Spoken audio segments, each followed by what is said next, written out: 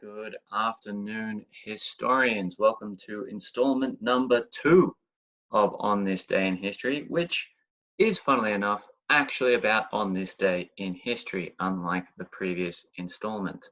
If you haven't had a listen to that one already and have no idea what I'm talking about, go back and have a quick listen and you will see. Okay, on this day in history, your daily insight into what has happened in the past and how it has influenced the events of the present. So, on this day, because yesterday makes today and changes what happens tomorrow, let's take a short look at what happened today. So, on this day in history, the 7th of May, in 1429, the English were at war with the French. That actually was not that rare occurrence through history for those who have been paying attention. But what made this particular incident quite exciting, quite memorable, quite important, was this siege of Orleans, this attack of the city of Orleans, which of course should be Orléans, if we speak perfect French, as I clearly do, was broken by the French army led by Joan of Arc. Now, Joan of Arc, you've probably heard the name. She went to the French Dauphin, the prince, and said, God has spoken to me, I know how to lead France to victory, and wasn't necessarily met with the greatest, oh, great, that's good news, come on, let's go win this war. She was met with a little bit of skepticism. This was the first real test she had faced, and when she was able to lead the French to victory at this battle, it began her legend. That is why she is so remembered and why today is pretty important.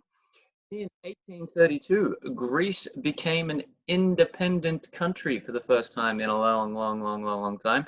It had previously belonged to the Ottoman Empire, or what is considered to be modern day Turkey.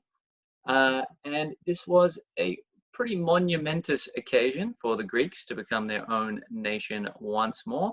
So who did they choose as the new king of this country? Well, they chose Otto of Bavaria, because who makes more sense to be the king of the newly independent Greece than a Bavarian? Bavaria, of course, being in the south of Germany. It makes sense when you say it out loud. Now, what's interesting about Greece being part of the Ottoman Empire, which is now modern-day Turkey, as previously mentioned, is Greece in ancient history, through Alexander the Great and various other wars, conquered Turkey, or the Anatolian Peninsula, many times. And of course, the Persians, the Turks, the Ottomans conquered the Balkans many times, which includes the country of Greece. They have conquered and invaded each other that many times that their cultures and history are incredibly intertwined. There's still a lot of tension there today, believe it or not. But depending on who you ask, if you ask a Turkish person, they will say they invented baklava. If you ask a Greek person, they will say they invented baklava, when the truth is it was invented in the region, and we're not sure who really owned it at the time. So they both are kind of right. The same way that if you order a Turkish coffee or you order a Greek coffee, you get the exact same thing. It just depends what you want to call it. Anyway, moving on. On this day in 1913, this is, I think, a forgotten part of history.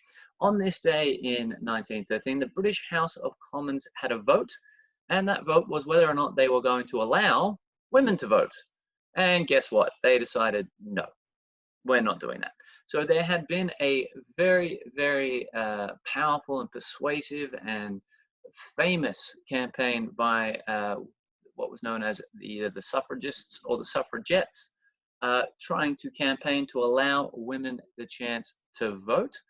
And they finally got a law onto the House of Commons, the House of Parliament, and the men, because of course it was all men in the House of Commons at that time, decided, no, we don't want to allow women to vote, which meant they were literally denying the vote to half the population.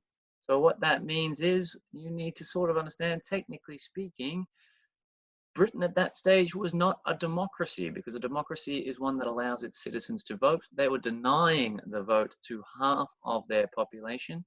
So that is something to keep in mind.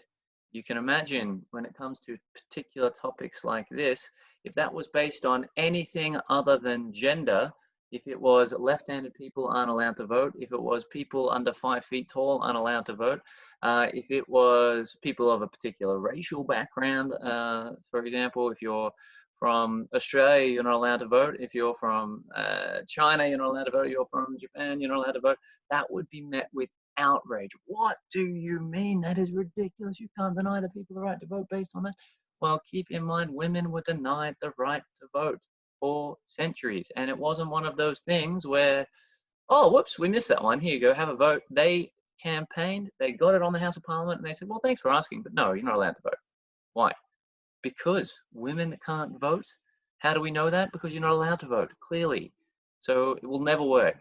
Never tried it, but it'll never work. And the arguments against it were things along the lines of, it'll be the end of society as we know it. And as we know, when women were granted the right to vote, society came to an end and the world never continued spinning. Oh no, wait, that never happened, because that's a ridiculous argument. Okay. The next one, on this day in 1915, the RMS Lusitania, which was a sister ship of the Titanic, built by the same company at around the same time, was sunk by a German submarine, what was known as a U-boat, off the coast of Ireland.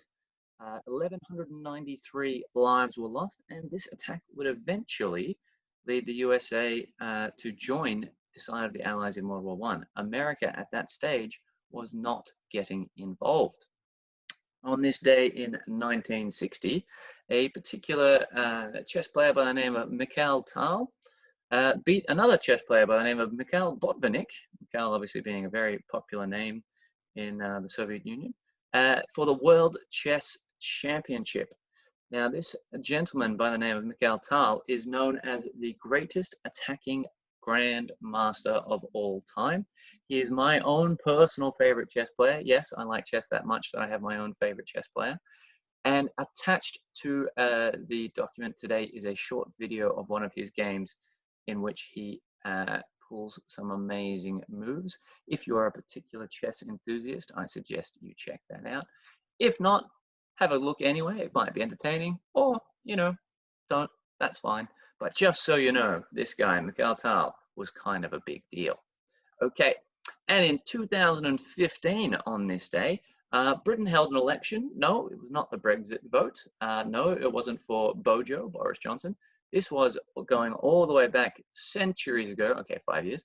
It was the Conservative Party led by David Cameron at that time. Now, this was the very first election in the UK that I was able to participate in. And it was kind of a big deal, you know, and David Cameron won, and won big. And at that stage, it looked like everything was going brilliantly well. How naive we were. Just 1 year later, he would, of course, resign after he had backed Team Remain, as in Remain in the European Union, which lost and Brexit went through, at which point he decided, well, I don't actually want to be the Prime Minister of the UK that is not in the European Union. I'm out. He has copped a little bit of flack for that decision. Maybe ask your parents about that one. Anyway, that was a historic day. The point being, I include that one because it did not feel like a historic day on the day. It just felt like another day, when in actual fact, it proved to be quite important. Now, today's deep dive of all of those events, we are going to take a deeper concern of particular perusal, if you will, of the sinking of the Lusitania. Now, this happened, it was a Friday that year, Friday the 7th of May in 1915. So this is during the First World War. First World War had, of course, began in August of 1914. So they've been at war for nearly a year at this stage. And Germany was waging total war, unrestricted naval warfare, submarine warfare against the UK, because the UK had blockaded Germany. The UK, Great Britain, had an amazing navy, and they were using that navy to stop any goods, any shipping getting through the Baltic Sea to Germany. Now, this is a really, really big deal because it means that Germany is eventually going to run out of things, or they're going to have shortages of things. You can imagine If we had Amazon go down today and we couldn't get deliveries, oof, that would be a nightmare. This was the same situation Germany was facing. So, in order to fight back, they said, you know what, we're going to do is we're going to sink a whole bunch of ships headed for the UK, headed for Britain at the time. They started with just merchant shipping, but eventually they went unrestricted, all ships. Now, this particular sinking of the Lusitania gets a little bit complicated, a little bit conspiracy, a little bit, what was going on there? Okay. So what ends up happening is of the 1,313 people who lost their lives, 128 of them were Americans. And the sinking of the Lusitania made America angry and sort of helped them to enter World War One. So if we look at the specific details of this incident, we can see that this was quite a devastating event, obviously in terms of the loss of life, but in particular to how high the percentage of the loss of life was. After the Titanic had sank a few years earlier, maybe there was a small movie about it, maybe you've heard, which did not have enough lifeboats on deck. They had made sure that ships had started making sure they had plenty of lifeboats for everyone, which this one did. Yet only 767 of the passengers were able to survive. This was similar to the death rate or death percentage of the Titanic. It was a devastating loss. Okay, so of the 159 Americans on board, however, 124 died. So that is a much, much higher percentage of Americans that were on board that died. This is why America felt this particular incident was devastating more than many others. Now, getting into the conspiracy, if you will. So the Lusitania sunk in just 18 minutes by most contemporary accounts, which is incredibly quickly for such a large vessel. So the Titanic took anywhere between 2 to 3 hours to sink. This one sank in 18 minutes. That is the reason for the large loss of life. There was just not enough time to get people off the ship. So Americans were enraged by not just the death toll, but the fact is they were officially neutral. They should be feeling safe to travel on a passenger liner, because a passenger liner should not be a military target of the Germans. So this was not allowed, okay? It was against the rules of war. You're not allowed to sink ships that are not carrying war materials. That is against international protocol. So the sinking of the Lusitania increased tension between America and Germany, along with this thing called the Zimmermann telegram. Google it if you're feeling particularly interested in World War One right now for some reason. I don't know why. So look into the Zimmermann telegram as well. But in this case, this was the beginning of poor favor, poor opinion of Germany in the United States of America and helped them join the war. Now, keep in mind, this took place in 1915. America didn't officially join World War One until 1917, and they didn't really have an impact on the battlefield until January of 1918, but that's a whole other thing. Now, into the conspiracy. Well, it just so happens that in 1993, some National Geographic divers explored the wreck of the Lusitania, which was located off the coast of Ireland. As they were doing so, they found 4 million US-made Remington bullets, which means the Lusitania was actually shipping war materials. Technically, that makes it a legitimate target, technically speaking. However, it was doing so in secret, so maybe if the Germans didn't know it was shipping anything, they still shouldn't have attacked it. The conspiracy continues. This also means that technically the minister in charge of the Admiralty at the time, Winston Churchill, was technically guilty of smuggling. So the Germans had always tried to maintain that the Lusitania was a legitimate target, and it turns out they were right. Okay. The find also meant that this, in terms of its sinking in 18 minutes, they thought, well, hang on, maybe that's why, because it was smuggling these materials. Maybe the torpedo that was fired at it ignited the war materials on board. However, the shells did not actually have, they were not completed shells. They were not sent that way because, of course, that would be dangerous. They were sent separately, so they should not have exploded that way. So that means that that explanation that maybe a secondary explosion caused by those munitions is the reason the Lusitania sank, which means you shouldn't have been smuggling on the ship in the first place. And that's why the devastation on all the deaths, etc., etc., etc., doesn't really work either. So the blame game, the conspiracy about it, continues. Why did it sink so quickly? Were the Germans okay?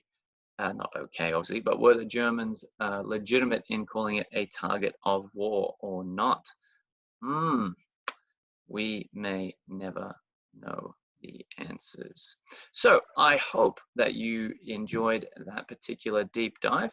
I hope that you learned something, and I hope that you enjoy the rest of your day.